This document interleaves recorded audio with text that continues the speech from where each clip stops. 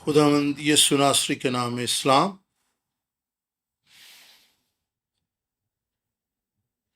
ہم قضات کی کتاب میں سے سلسلہ تعلیم آگے بڑھائیں گے۔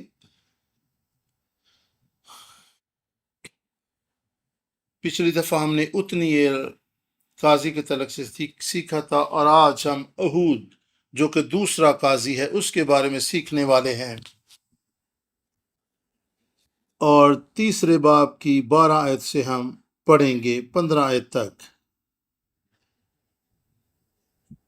قضات کی کتاب تیسرا باب 12 آیت سے: اور بنی اسرائیل نے پھر خداوند کے آگے بدی کی، تو خداوند نے مواب کے بادشاہ اجلون کا اسرائیلیوں کے خلاف زور بخشا، اس لیے کہ انہوں نے خداوند کے آگے بدی کی تھی۔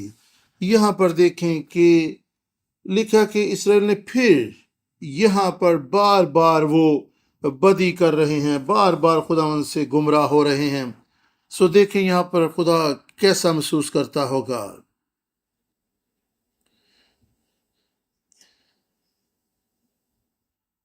اور جو لکھا کہ پھر، عبرانی میں اس کا مطلب ہے کہ اضافہ کرنا، آگے بڑھانا، سلسلہ جاری رکھنا، اور وہ اپنے گناہوں کو بڑھاتے چلے جا رہے تھے، گناہ کا سلسلہ ختم نہیں ہو رہا تھا۔ یہاں پر کیا مسئلہ ہے؟ اور لکھا تھا خدا نے مواب کے بادشاہ اجلون کو اسرائیلیوں کے خلاف زور بخشا، اس لیے کہ انہوں نے خداوند کے آگے بدی کی تھی، اور اس نے بنی امون اور بنی عملی کو اپنے ہاں جمع کیا اور جا کر اسرائیل کو مارا، اور انہوں نے کھجوروں کا شہر لے لیا۔ سو بنی اسرائیل 18 برس تک مواب کے بادشاہ اجلون کے متی رہے۔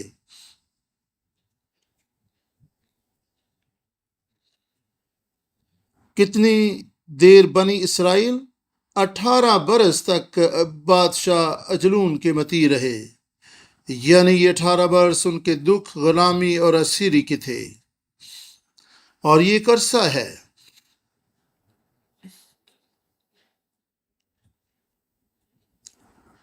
اور یہ سب کچھ ان کی بدی اور ناراستی کے سبب سے تھا۔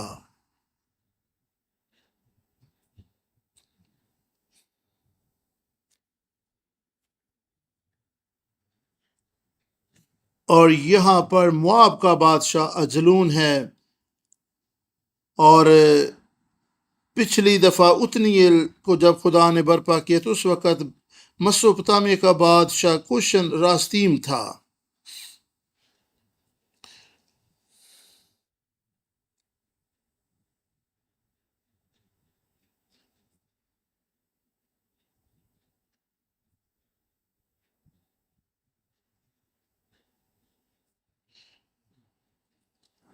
اور وہ خداوند کی طرف رجوع بھی لاتے تھے، لیکن مسائل اور ان کی بدی بڑھتی چلی جا رہی تھی، کیونکہ وہ عارضی طور پر اپنے گناہ پہ روتے اور پچھتاتے تھے، اور بڑی صورتحال شرمندگی کا باعث تھی۔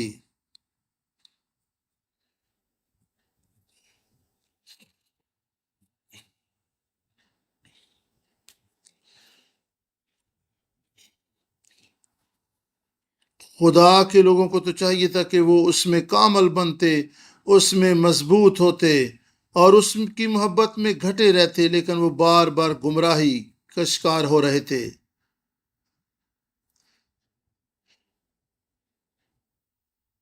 اور مواب کے بادشاہ کے وسیلہ سے وہ دکھ اٹھا رہے ہیں۔ یہ مواب وہی ہے، موابی لوگ جن کے تعلق سے خدا نے کہا تھا کہ یہ خدا کی جماعت میں نہ آنے پائیں، لیکن اب یہ ان کے وسیلہ سے دکھ اٹھا رہے تھے۔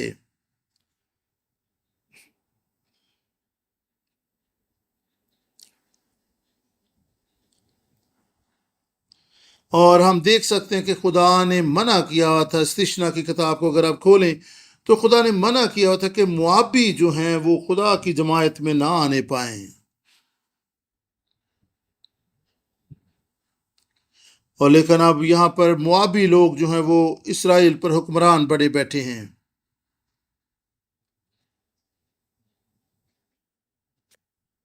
اور خروج کی کتاب کے 14ویں باب کو اگر آپ کھولیں تو وہاں پر دیکھ سکتے ہیں کہ یشوع امالیکیوں پر غالب آیا،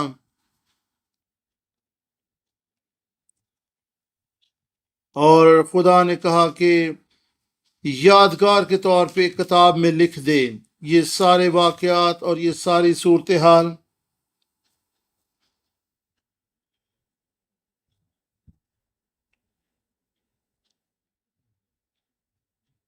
اور خدا نے تو یہ کہا تھا کہ میں اس قوم کا نام و نشان صفحہ ہستی سے مٹا ڈالوں گا،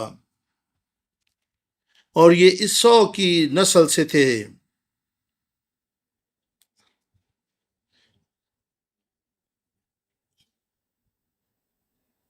اور خدا کا یہ پلان تھا کہ جو بڑا ہے وہ چھوٹے کی خدمت کرے گا۔ خدا کا یہ وعدہ تھا کہ عیسو یعقوب کے متئی ہوگا، لیکن یہاں پر الٹ سلسلہ ہو گیا ہے۔ یعقوب پر حکمرانی عیسو کی نسل کر رہی ہے جو کہ موابی ہیں۔ وہ دکھ اٹھا رہے ہیں موابیوں کے ہاتھوں، وہ ظلم و ستم اٹھا رہے ہیں، وہ غلامی کی حالت میں ہیں۔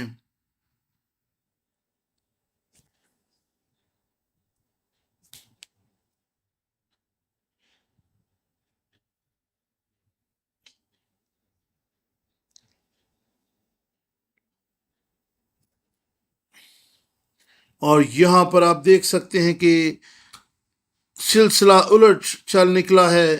جہاں پہ اسرائیل کو حکمرانی کرنی چاہیے تھی وہاں پہ وہ اب غلامی کی حالت میں ہیں۔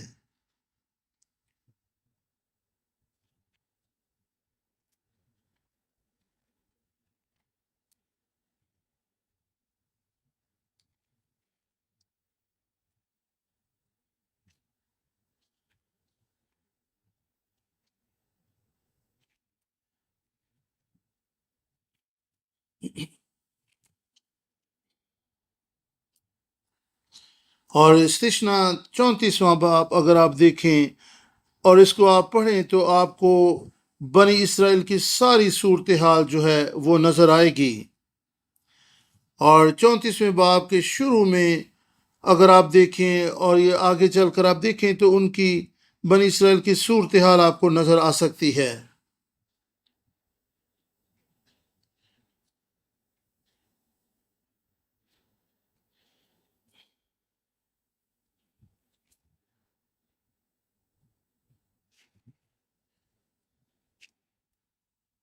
اور اسرائیل نے یریحو کو فتح کر لیا، اور یہ علاقے جو تھے ان کے پاس واپس آ رہے تھے۔ خدا بنی اسرائیل کو بحال کر رہا تھا۔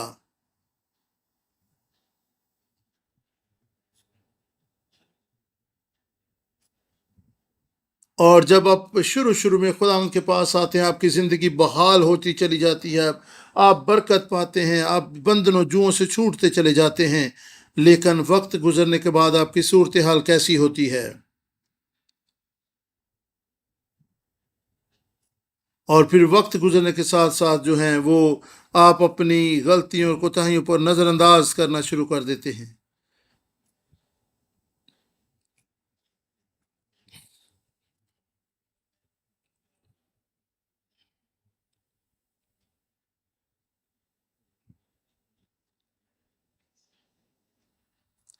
اور ڈاکٹر ہو یا پاسٹر ہو، اس کا بنیادی مقصد جو ہے لوگوں کو مسائل حل کرنا ہوتا ہے، مقصد لوگوں کی زندگی کو بحال کرنا ہوتا ہے۔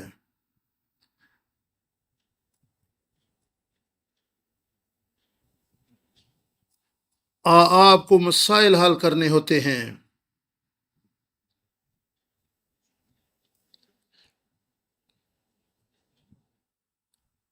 ڈاکٹر یا پاسٹر کی ذمہ داری یہ ہے کہ وہ مسائل کا کھوج لگائے اور ان بنیادی وجوہات کو دور کرے۔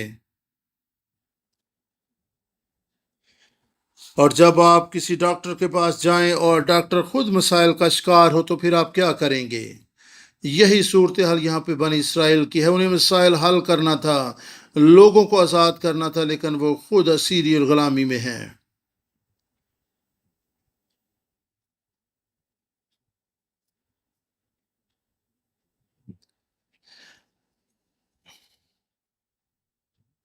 اور کئی دفعہ ہم عارضی طور پر کسی صورتحال سے آرام پا جاتے ہیں، لیکن آپ مستقل طور پر کسی مشکل سے رہائی نہیں پا سکتے، کیونکہ آپ بنیادی مسائل اور ان کی جڑ تک نہیں پہنچ پاتے، اور پھر وہی مسائل جو ہیں وہ بار بار آپ کی زندگی میں آتے چلے جاتے ہیں۔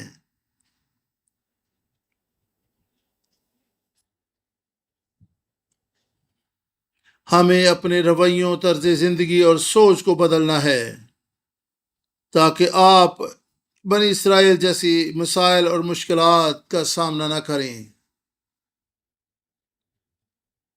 اور جب آپ کے مسائل حل نہ ہوں، بیٹھیں، غور کریں، سوچیں کہ آپ کن باتوں میں الجھ کر پھنس کر رہ گئے ہیں۔ ضرورت ہے کہ آپ اپنے مسائل کا کھوج خورا لگائیں۔ ضرورت ہے کہ آپ اپنے خداوند کی عبادت اور خدمت کے لیے کمر بستہ ہو جائیں اور بنی اسرائیل کی طرح بار بار گمراہی کی راہ پر نہ جائیں۔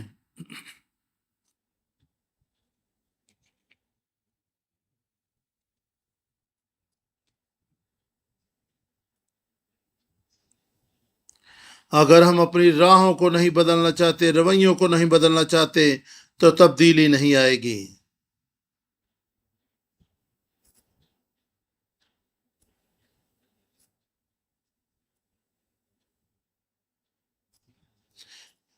اور اگر آپ اپنے مسائل حل کرنا چاہتے ہیں تو پھر پورے طور پر خدا کے تابع ہو جائیں، ورنہ جس طرح بدن کے ایک حصے میں کبھی کہیں پر مشکل ہوتی، کبھی کسی جگہ پر تکلیف ہوتی ہے، یہ مسائل آپ کا پیچھا نہیں چھوڑیں گے، لیکن اگر آپ ان مسائل کی بنیادی وجہ معلوم کر لیں تو آپ رہائی پا جائیں گے۔ قاضیوں کے دور میں بھی ایسے ہی ہو رہا تھا،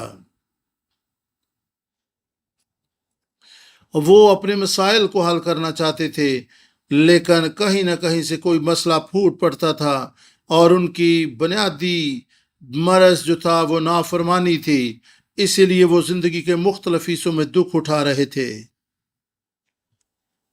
جب آپ کسی مشکل سے رہائی پا جاتے ہیں اور اگر آپ پھر سے پرانی راہ و روش پر چل نکلیں تو وہ مسائل دوبارہ سے آپ کی زندگی میں آ جائیں گے۔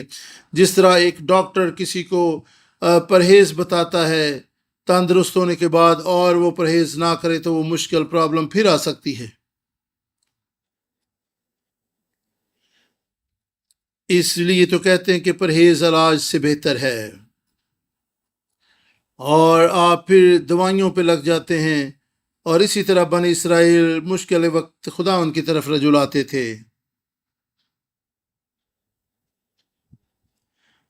اور بنی اسرائیل کا ایمان تو تھا لیکن ایمان کے ساتھ عمل نہیں تھے، اسی لیے تو وہ خداوند کو اپنی مصیبت میں پکارتے تھے، کیونکہ ان کا ایمان تھا لیکن وہ ثابت قدم اور قائم نہ رہ سکے۔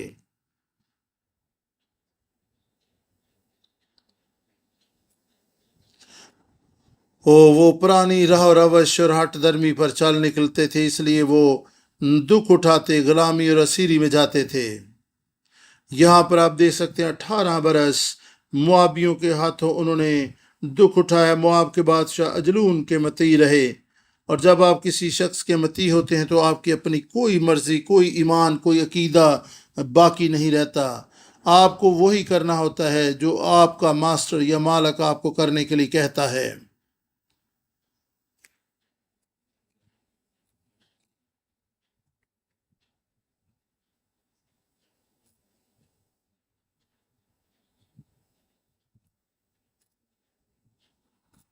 اور لوگ استارات کی اور بال کی پوجا پاٹ کرتے تھے، کیونکہ اجلون کا بادشاہ یا مسوپتامیہ کا بادشاہ کوشن رستیم یہ بت پرست لوگ تھے، بت پرست قومیں تھیں، اور جب وہ ان کے مطیع ہوتے تھے وہ ان کے معبودوں کی پرستش اور عبادت بھی کرتے تھے۔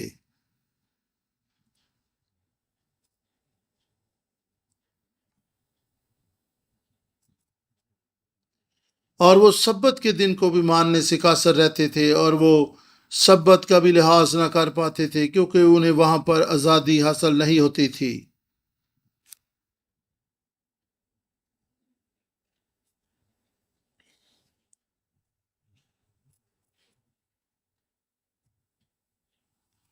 جب آپ خداوند کے قدموں میں جھک جاتے ہیں اور اس کے چہرے کے طالب ہوتے ہیں، اور تو پھر پورے دل سے آپ خداوند کو پکارتے ہیں، تو خداوند آپ کی سنتا ہے،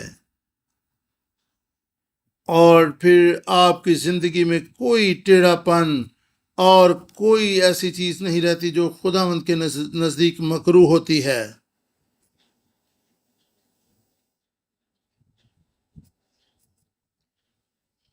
اور جب آپ اپنی زندگی میں مختلف چیزوں کو رکھتے ہیں، تو جس طرح یعقوب رسول کہتا ہے کہ آپ بے اعتقادی کی حالت میں سمندر کی لہروں کی طرح اچھلتے اور بہتے پھرتے ہیں۔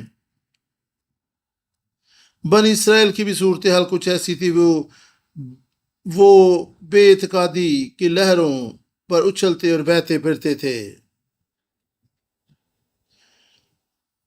اور خدا کے کلام میں لکھا جو کلام پر غور کرتا ہے بھلائی دیکھے گا۔ اپنے ذہن میں کلام میں مقدس کی باتوں کو رکھیں، کلام کو اپنی زندگی میں آنے دیں۔ یہ آپ کی ہڈیوں کی شفا ہے، یا آپ کی صحت اور تندرستی اور زندگی کا سرچشمہ ہے۔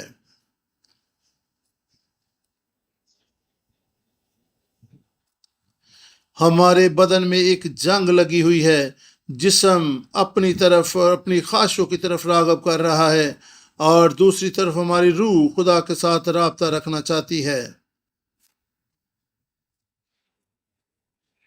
اور یہ جنگ جو ہے آدم کی نافرمانی کے سبب سے ہماری زندگی میں شروع ہوئی ہے۔ ہماری فطرت جان کا ایک حصہ خدا کے ساتھ رابطے میں رہنا چاہتا ہے، جبکہ دوسرا حصہ نافرمانی اور جسمانی خواہشوں اور رغبتوں کی تسکین کرنا چاہتا ہے۔ اگر آپ کی روح زور آور ہے تو آپ جسم پر غالب آئیں گے، لیکن اگر آپ گناہ میں خودم پھنسے ہوئے ہیں تو پھر آپ کی روح جو ہے بے بس ہوگی، کمزور پڑ جائے گی۔ کوشش کریں کلام سے اپنی روح کو بھریں، کلام سے اپنے ذہن کو بھریں، تاکہ آپ زور آور ہو جائیں، گناہ آپ کو اپنی طرف کھینچ نہ پائے۔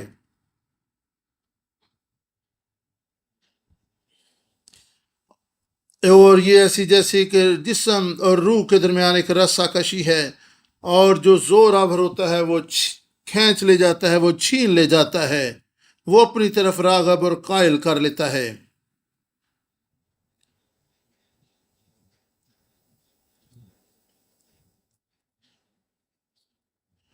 اور ہم میں سے ہر ایک جو ہے ایسی کشمکش سے دوچار ہوا ہے، اور ہمارا بدن جو ہے کئی دفعہ روح پر غالب آ جاتا ہے، ہماری جان پر غالب آ جاتا ہے۔ سستی، بیرا روی، جسم کی خواہشوں،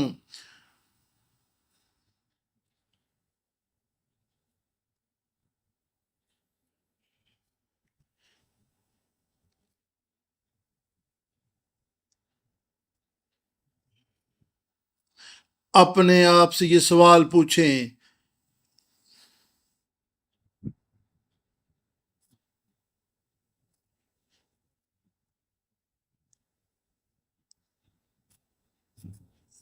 اور اپنے آپ سے یہ سوال پوچھیں، کیا ہمارا بدن غالب ہے؟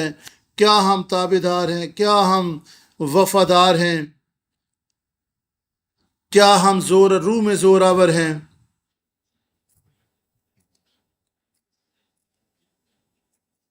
اور تاکہ آپ خداوند کی تعظیم کر سکیں، اس کی راہوں پر چل سکیں، آپ وفادار رہ سکیں۔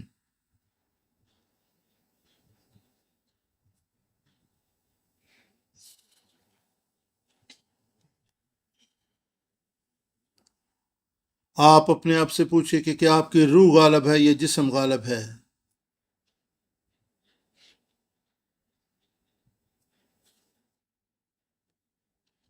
بہت سے لوگ کلیسیا میں مسائل و مشکلات کا سبب بنتے ہیں، بدن کی خواہشوں کے سبب سے،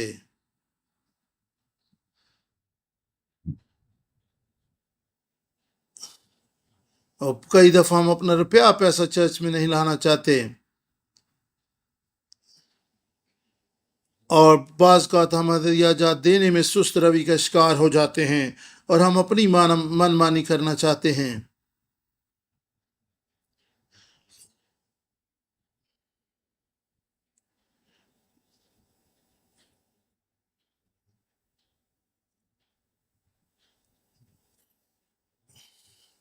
اور خدا یسوع مسیح نے کہا جس پیمانہ سے تم ناپتے ہو اسی سے تمہارے لیے ناپا جائے گا۔ آپ کتنے فیصد خداوند کو دیتے ہیں؟ آپ کس دل سے، کس نیت اور کس مقصد کے تحت خداوند کو دیتے ہیں؟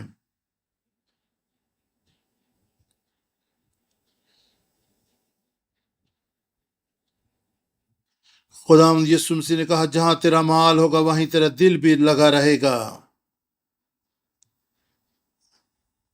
اور پرانے عہد نامہ میں بھی لوگ دیتے تھے، لیکن نئے عہد نامہ میں 10% سے بھی زیادہ لوگوں نے دیا۔ انہوں نے اپنے کھیت اور گھر بار بیچ کر رسولوں کے قدموں میں رکھ دیے، اور ہم ایمان سے شکر گزاریاں اور دعائیں دینے میں قاصر رہتے ہیں، اور پرانے دور میں لوگ اپنی ذمہ داریاں نبھاتے تھے اور وہ خدا کے لیے بھی کی گئے قول و قرار اور عہدوں کو پورا کرتے تھے۔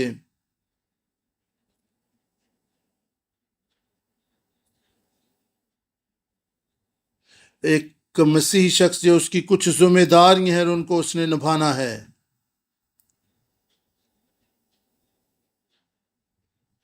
اور دعیے کی جو ہے ان میں سے ایک ذمہ داری جو اس نے پوری کرنی ہے۔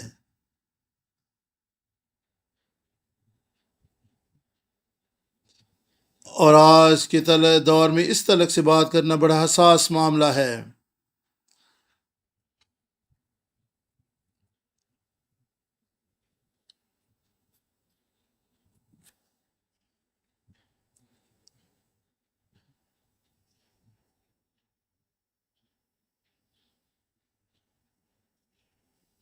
دو ہزار سال پہلے بھی خدا یسوع مسیح نے دینے کے تعلق سے تعلیم دی اور کہا کہ جس پیمانہ سے تم ناپتے ہو اسے تمہارے لیے ناپا جائے گا۔ اور خدا جو کچھ ہمیں مہیا کرتا ہے اس میں سے ہم نے خدا ان کا حصہ اس کو واپس لوٹانا ہے۔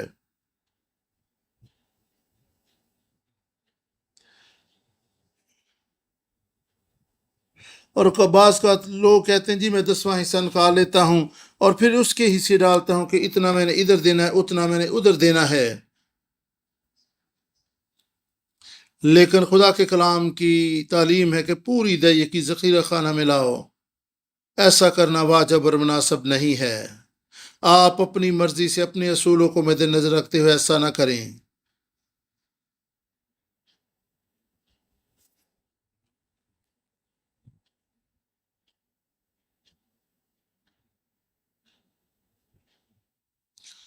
یہ نہیں کہ ہم ویسا کریں جس سے ہم کو مناسب لگتا ہے، لیکن بلکہ بائبل مقدس کے اصولوں کو مد نظر رکھیں۔ ہاں، قاضیوں کے دور میں بھی ایسے ہی کرتے تھے، جو ان کی نظر میں اچھا لگتا تھا وہ وہی کرتے تھے۔ دینے کے تعلق سے بھی جو آپ کو اچھا لگتا ہے وہ نہیں، بلکہ جو کلام کہتا ہے ویسا ہی کریں۔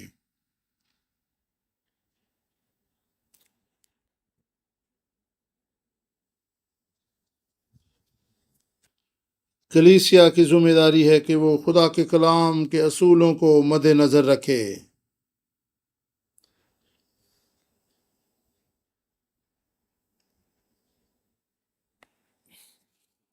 ہمیں دیکھنا اور جانچنا پرکھنا ہے کہ کیا ہم دعیے کی دیتے ہیں، اور دیتے ہیں تو کس طرح، کس مقصد، کس نیت کے تحت، اور کن اصولوں کو آپ مد نظر رکھتے ہیں۔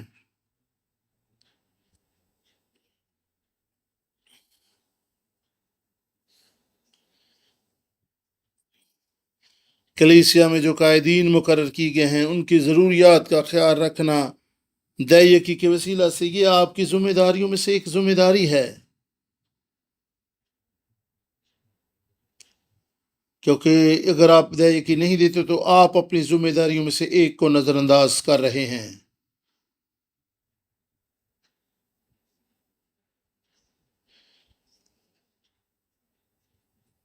اپنے آپ کو جانچیں اور پرکھیں،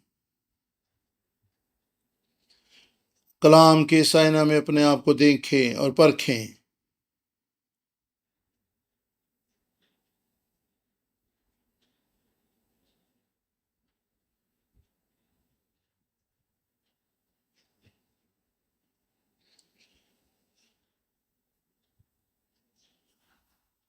قاسیوں کے دور میں گناہ اور نافرمانی، ظلم و ستم کا سلسلہ کیوں جاری رہا؟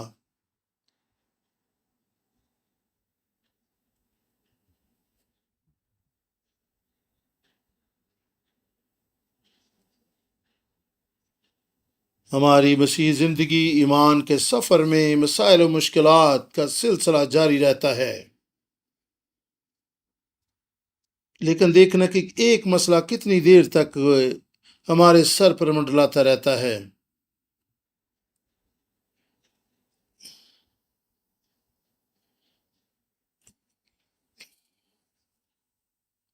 اور کیا وہ مسائل اور مشکلات جو ایک دفعہ آتے ہیں وہ پھر بار بار آتے رہتے ہیں؟ آپ اپنی بری عادات کو ترک کرتے ہیں، لیکن وہ بری عادات پھر آپ کے سر پر منڈلانا شروع ہو جاتی ہیں۔ آپ کہتے کہ میں تو اس سے جان چھڑانا چاہتا ہوں، لیکن یہ میرے پیچھا نہیں چھوڑ رہی۔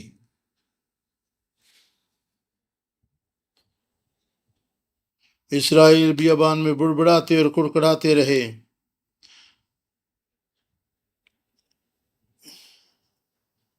اس کا مطلب یہ نہیں کہ ان کی ضروریات پوری نہیں ہو رہی تھیں، اس کا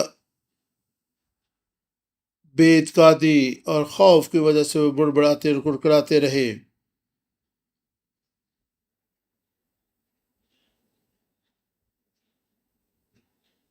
بحر کلزم جب دورے بحر کلزم دو حصے ہو گیا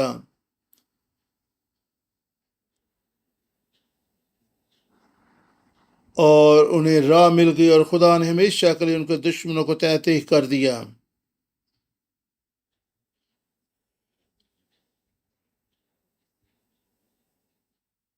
اور دیکھیں یہ کیسا منظر تھا کہ سمندر کے کنارے آپ پہنچے اور سمندر آپ کو راستہ دے دے۔ یہ کس قدر عجیب خوبصورت معجزہ تھا۔ کیا آپ کی زندگی میں ایسا وقت تھا کہ خدا نے آپ کی راہیں ہموار کر دی ہوں؟ کیا آپ کے پاس یہ گواہی ہے کہ خدا نے آپ کے لیے آپ کے سامنے کھڑے پہاڑوں کو ہٹا دیا؟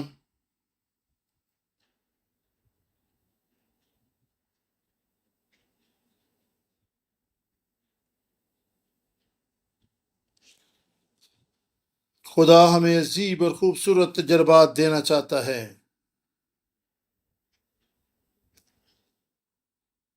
اور کئی دفعہ ہم کہتے ہیں خدا کیوں میں ان مشکلات میں پھنسا ہوں، تو کب مجھے رہائی دے گا؟ کیوں بار بار وہ برے کام اور غلط کام کرتے رہے، گمراہی کی راہ پر چلتے رہے؟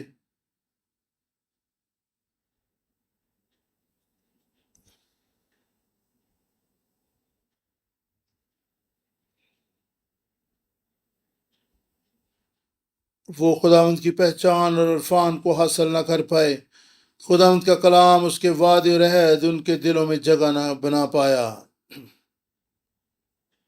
انہوں نے خدا کے عہد اور وعدوں کو اپنے دلوں میں جگہ نہ دی۔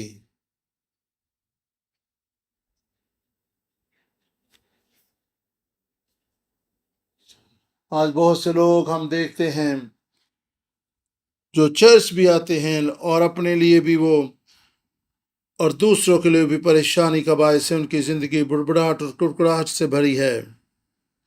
ہمیں غور و فکر کرنے کی ضرورت ہے، کیوں ہماری صورتحال تبدیل نہیں ہو رہی؟ کیوں یہ مشکلات اور مسائل کا سلسلہ جاری ہے؟ اور خدا تو چاہتا ہے کہ آپ موزانہ طور پر نئی گواہیاں حاصل کریں، اور خدا چاہتا ہے کہ آپ کے سامنے کھڑے دیواروں اور قلعوں کو ڈھا دے، اور خدا تو ملک کنعان کی طرح آپ کو نئے علاقے، نئی فتوحات اور نئی برکات دینا چاہتا ہے۔ اور کئی دفعہ محسوس کرتے ہیں میرے پاس تو یہ اتنے وسائل نہیں ہے، زندگی پرسکون نہیں ہے، مشکلات اور دکھ ہی دکھ ہیں، اور کیوں ہم سوچتے کیوں میری زندگی میں یہ نہیں ہے، ایسا نہیں ہے، ویسا نہیں ہے۔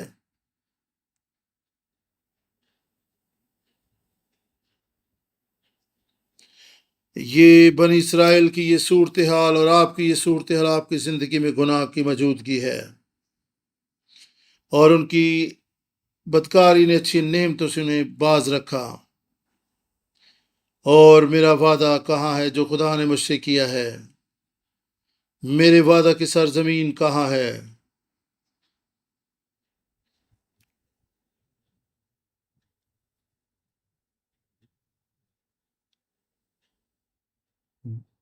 بحث و تکرار نہیں، فروتنی اور راز ہی آپ کے مسئلے کا حل ہے کہ خدا کے تابع ہو جائیں۔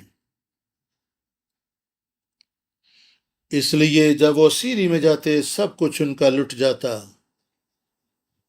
اور ان کے لیے حال تو یہی تھا، وہ خدا ان کی طرف رجوع لاتے۔ خدا ہمیں ہماری مشکلات کا حل دینا چاہتا ہے۔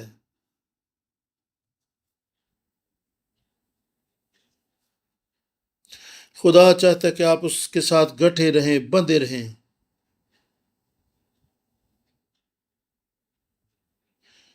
اور اہود جو تھا یہ بنیامین کے قبیلہ سے تھا۔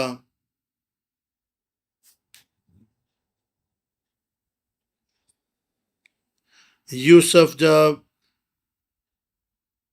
ملک مصر میں آیا وہ حلیم اور فروتن شخص تھا۔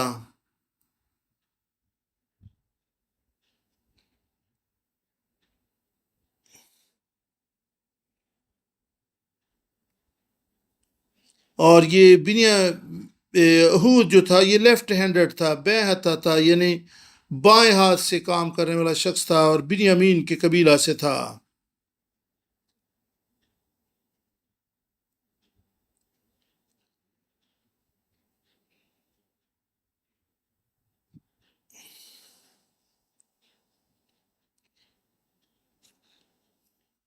اور اس کا دائنا ہاتھ کام نہیں کرتا تھا، اس لیے وہ بائیں ہاتھ سے کام کرتا تھا۔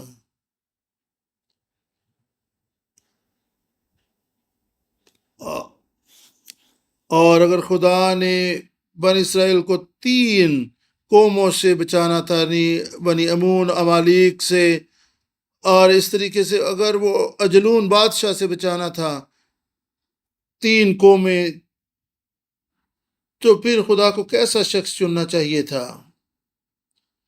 جو 3 قوموں کے خلاف نبرد آزما ہو سکے۔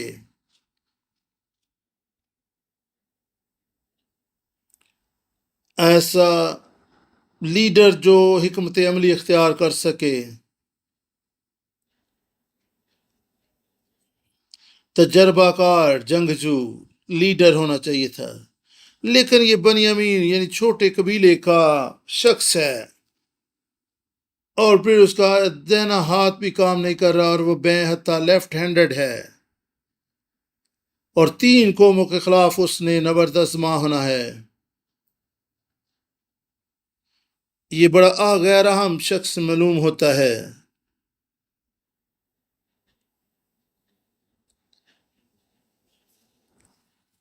16ویں آیت سے ہم پڑھنا جاری رکھیں گے۔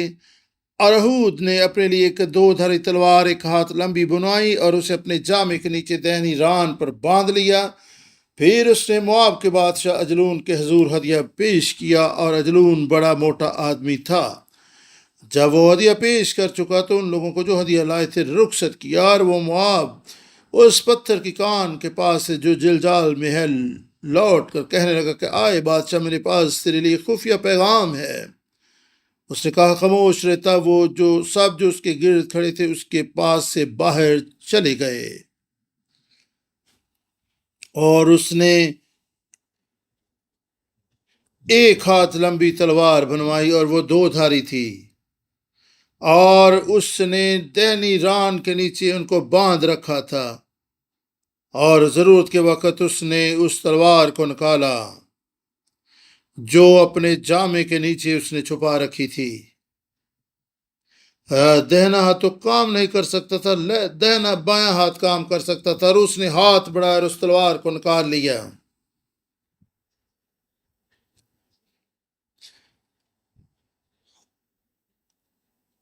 اور اس نے 2 دھاری تلوار اپنے جامے کے نیچے دہنی رات پر باندھ رکھی تھی، اور اس نے نکالی اور اجلون کے بادشاہ پر حملہ کر دیا۔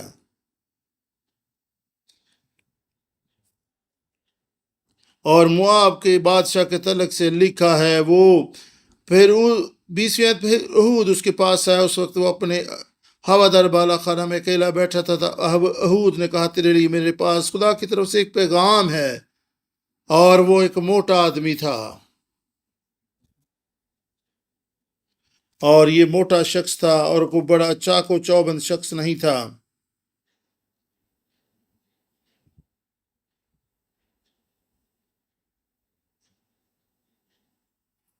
اور یہ موٹاپا ہماری مشکلات کی جڑ کے طور پر بھی تصویر کشی کرتا ہے۔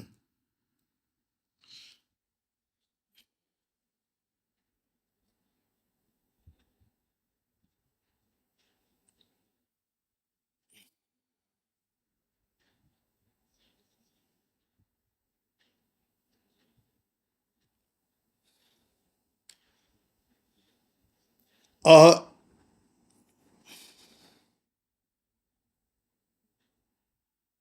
اور جب وہ ہدیہ پیش کر چکا تو ان لوگوں کو جو ہدیہ لائے تھے رخصت کیا۔ اور پھر 7ویں آیت، پھر اس نے مواب کے بادشاہ اجلون کے حضور ہدیہ پیش کیا، اور وہ اجلون بڑا موٹا آدمی تھا۔ اور 19 آیت، اور وہ آپ اس پتھر کی کان کے پاس سے جو جلجال میں ہے لوٹ کر کہنے لگا کہ آئے بادشاہ، میرے پاس تیرے لیے خفیہ پیغام ہے۔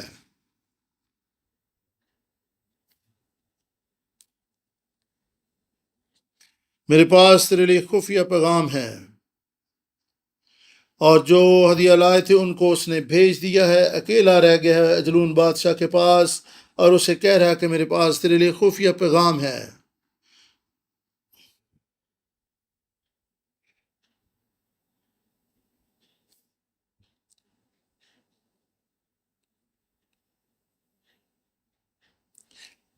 اور جس طرح میں فلپین جا رہا ہوں اور کوئی شخص میرے آفس میں آئے، اور اگر کوئی مجھ سے آ کر کوئی خفیہ بات کرنا چاہے تو مجھے حیرت ہوگی، اور میں کہوں گا کہ نہیں، آپ جائیں۔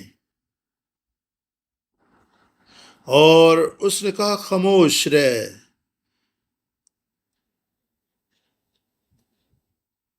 اور تب وہ سب جو اس کے ارد گرد کھڑے تھے اس کے پاس سے باہر چلے گئے۔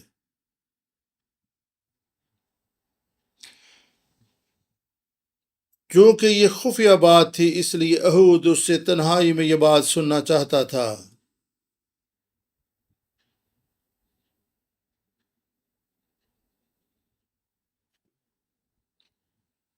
پھر اہود اس کے پاس آیا، اور اس وقت وہ اپنے ہوادار بالا خانہ میں اکیلا بیٹھا تھا۔ تب اہود نے کہا تیرے لیے میرے پاس خدا کی طرف سے ایک پیغام ہے۔ تب وہ اپنی کرسی پر سے اٹھ کھڑا ہوا، اور اہود نے اپنا بایاں ہاتھ بڑھا کر اپنی دہنی ران پر سے وہ تلوار لی اور اس کی توند میں گھسیڑ دی۔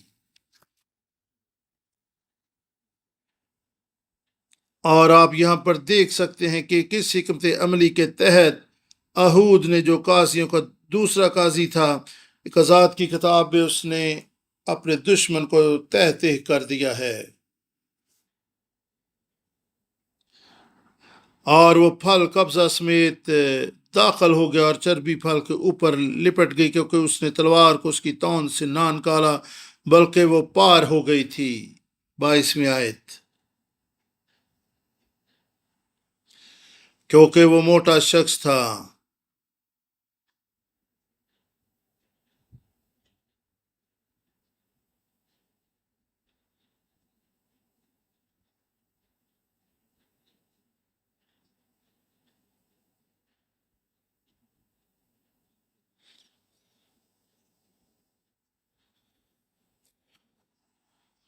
اور پھل قبضہ سمیت داخل ہو گیا، اور چربی پھل کے اوپر لپٹ گئی، کیونکہ اس نے تلوار کو اس کی توند سے نہ نکالا بلکہ وہ پار ہو گئی۔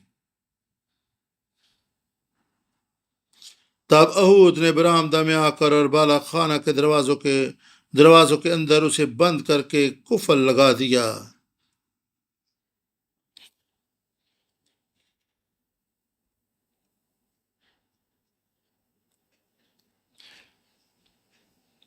اور اجلون بادشاہ وفات پا چکا تھا، اور وہ چلتا بنا تو اس کے خادم آئے، اور انہوں نے دیکھا کہ بالا خانہ کے دروازوں میں قفل لگا ہے۔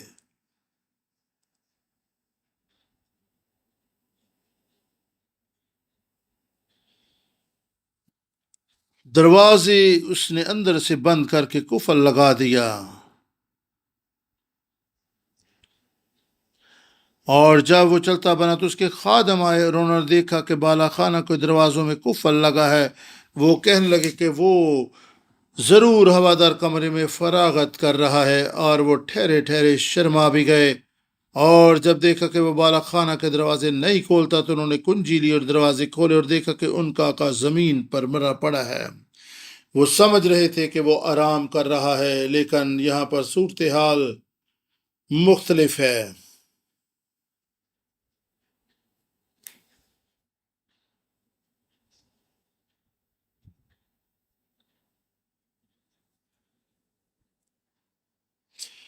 وہ ٹھہرے ٹھہرے شرما بھی گئے، انتظار کرتے کرتے بے چینی اضطراب ان کی جانوں پر طاری ہو گیا کہ ان کا مالک، ان کا بادشاہ دروازے نہیں کھول رہا، اور ان کو ذہنی طور پر ایک بے چینی محسوس ہونے لگی کہ صورتحال کیا ہے، اور ان کو شک ہونے لگا، اور انہوں نے اندر آ کر دیکھا کہ ان کا آقا زمین پر مرا پڑا ہے۔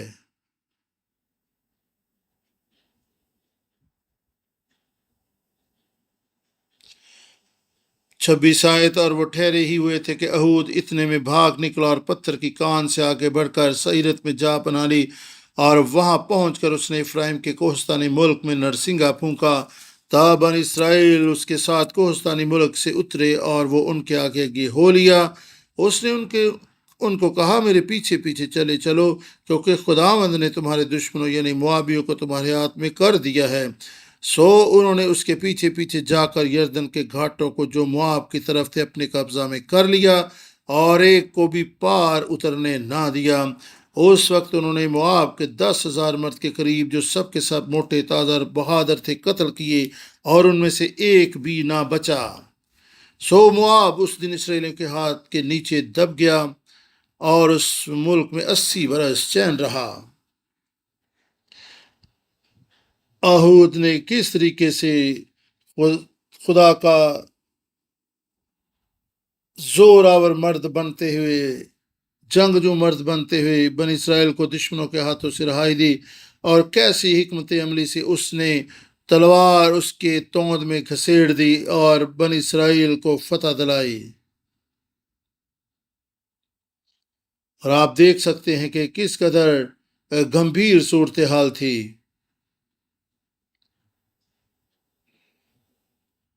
جو لیڈرز ہوتے ہیں ان کو صاحب حکمت، چاق و چوبند اور ہوشیار اور دنا ہونا چاہیے، تاکہ وہ دشمن پر غالب آ سکیں۔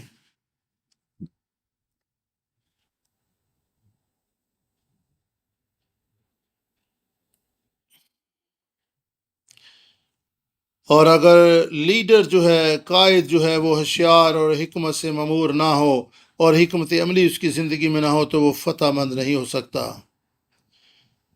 اور ضرورت ہے کہ آپ جو قائد ہیں دنیا کے دوسرے لوگوں کے بنسبت زیادہ حکمت اور دنائی سے ممور ہو، اور آپ کی زندگی میں کام کرنے کے لیے حکمت عملی اور خدا کی رہنمائی شامل ہو، تب بھی آپ دشمن پر غالب آ سکیں گے۔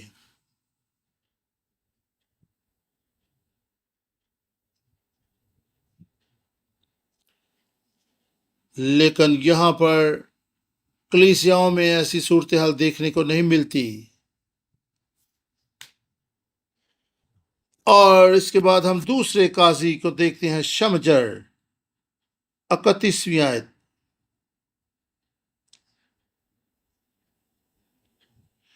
شمجر کے تعلق سے 31ویں آیت میں لکھا ہے، اس کے بعد انات کا بیٹا شمجر کھڑا ہوا، اور اس نے فلسطینیوں میں سے 600 مرد بیل کے پہنے سے مارے، اور اس نے بھی اسرائیل کو رہائی دی۔ یہاں پر محسوس ہوتا ہے کہ شمجر ایک کسان تھا اور زرعی کام سے منسلک تھا، کھیتی باڑی کرتا تھا، اور 600 لوگوں کو اس نے 600 مرد جو بیل کے پہنے سے اس نے مارے ہیں اور اسرائیل کو رہائی دلائی ہے۔ اس کے پاس کوئی بندوق، کوئی تلوار نہیں تھی، کوئی جنگی ہتھیار نہیں تھا۔ 600 مرد بیل کے پہنے سے اس نے مار ڈالے ہیں۔ شمجر اور ہود کے تلک سے خدا کے وسیلہ سے خدا آپ سے کیا کلام کر رہا ہے؟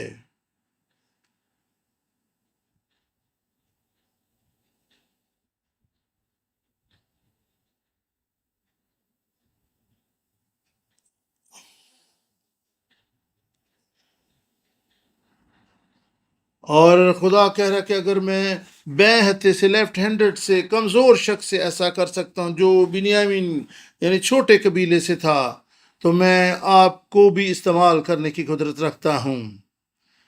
خدا یہ کہہ رہا ہے کہ نہ زور سے، نہ طاقت سے، بلکہ میری روح سے۔ آپ جیسی بھی مشکل اور مصیبت کا شکار ہیں، اور خدا آپ کو رہائی دینے کے لیے اور بہتوں کی برکت کے لیے استعمال کرنے کی قدرت رکھتا ہے۔ آپ کی بے اعتقادی اور خدا پر بھروسہ نہ کرنا ہی سب سے بڑا مسئلہ ہے۔ آپ کن چیزوں پر بھروسہ کرتے ہیں، آپ کن چیزوں پر توکل کرتے ہیں، آپ کن چیزوں پر تکیہ کرنے والے لوگ ہیں۔ اپنی روزمرہ زندگی میں اپنے آپ کو جانچیں، پرکھیں اور دیکھیں کہ کیا آپ خدا پر توکل اور بھروسہ کرنے والے لوگ ہیں۔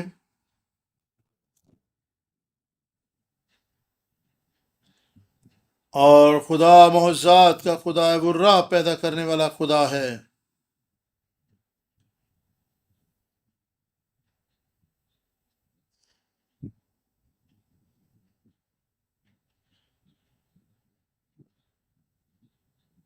اور یہ بیل کے پہنے سے مارا، یعنی وہ ایک طرح کی چھڑی تھی جس سے اس نے 600 مردوں کو ہلاک کر ڈالا۔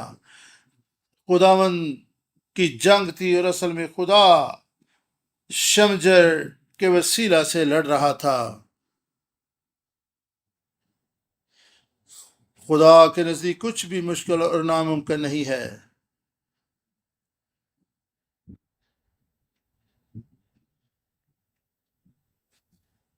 اور پھر ہم یہاں پر دیکھ سکتے ہیں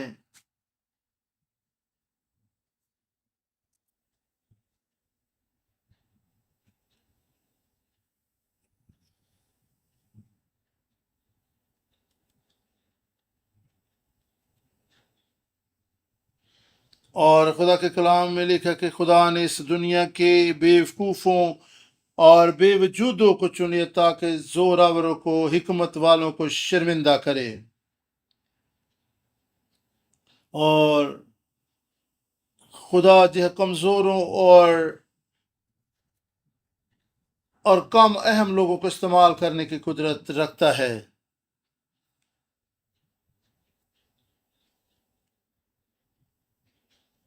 اور جب پالوس رسول کسی مشکل سے دوچار ہوا، اس کے جسم میں کانٹا چبھویا گیا، تو خدا نے یہ کہا میرا فضل تیرے لیے کافی ہے، کیونکہ میرا زور کمزوری میں پورا ہوتا ہے۔ اور اسی لیے تو پولس رسول کہتا ہے میں اپنی کمزوریوں پر فخر کروں گا،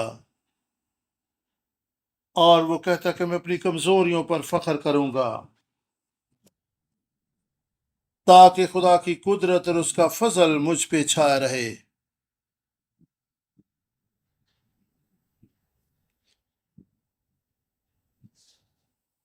اور خدا آپ کو اپنی حکمت، دنائی اور زور دینا چاہتا ہے، اپنا فضل دینا چاہتا ہے، اس کے تابع ہو جائیں۔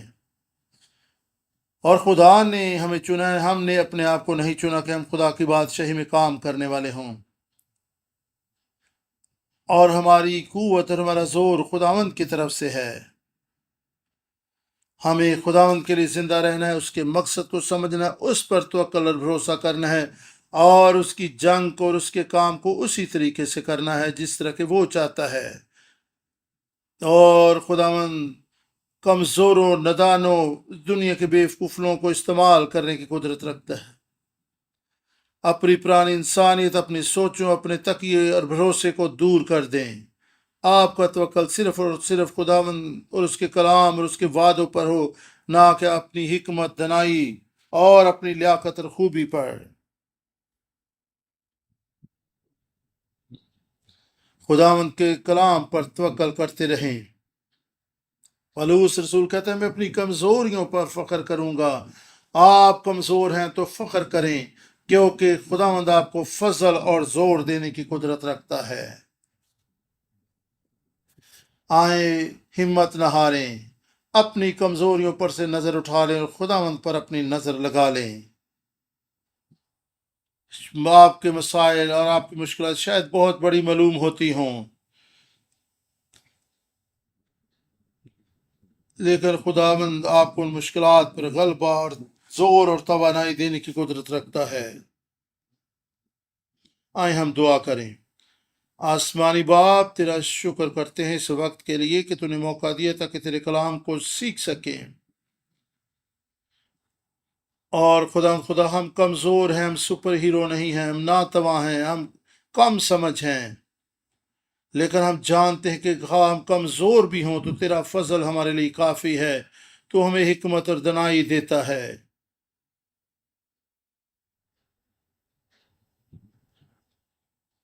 اور خدا تیرے کلام میں سے عہود اور شمجر کے وسیلہ سے جو کچھ تو نے ہمیں سکھایا، فضل دے کے ہم اسے اپنی زندگی میں جگہ دے سکیں، اور ہم خدا ہر طرح کی صورت میں ایمان کے بانی اور کامل کرنے والے یسوع کو تکتے رہیں، جو ثابت جنگ اور زوراور ہے، لشکروں کا خدا ہے۔ خدا ہمیں اپنی مشکلات میں غالب آنے والے بنا، اور خدا فضل دے کہ ہم تیری طرف دیکھیں تاکہ خدا فتح حاصل کر سکیں۔ اپنی کمزوریوں پر نظر نہ کریں، کیونکہ جب ہم اپنی کمزوریوں پر نظر کرتے ہیں تو پھر ہم بے دل اور خوف زدہ ہو جاتے ہیں۔ خدا ہماری مدد کر تاکہ ہم تجھ میں محفوظ رہیں، زور آور رہیں۔ خدا اس دنیا کی اظہار ثانی و مشکلات اور مصیبتوں سے نہ گھبرائیں، اپنے دشمن سے خوف زدہ نہ ہوں۔ خدا ہماری مدد کر تاکہ ہم آگے بڑھیں، دشمن پر غالب آئیں، تاکہ تیرا نام ہماری زندگیوں میں عزت اور جلال پائے۔ یسوع کے نام سے یہ دعا مانگتے ہیں، آمین۔